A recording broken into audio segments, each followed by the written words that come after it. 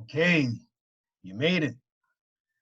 Point 12 or key 12, double back and cross check. This is kind of a continuation of your exit, but how many times have you had a lot to do, you're almost at a goal, and maybe there's one box that you forgot to check, maybe there's one T that you forgot to cross, an I that you forgot to dot.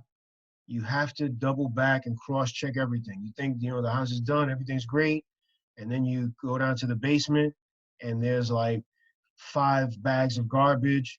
In the backyard you got some tools and this and that, so you got to call the contractors, and now they're off on the next job and this and that.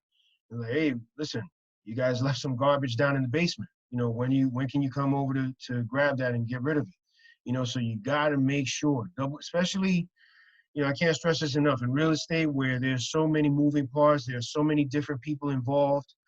you know you got to make sure that you basically double back, just go back and recheck everything, cross check.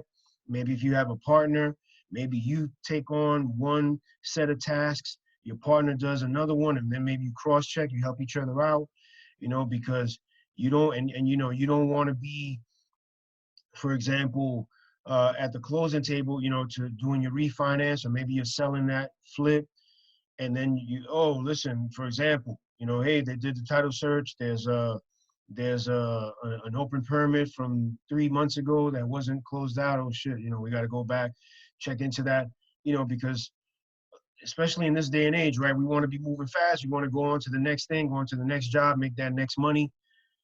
You got to slow down a little bit though sometimes. Make sure, right? Make sure, take care of your business at hand right now before we jump ahead.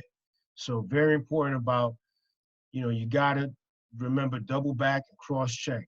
Make sure that things are taken care of.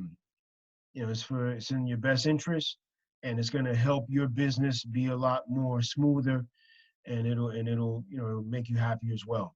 So, hey, you did it. 12 keys for the new real estate investor. Congrats. At this point now, you've closed.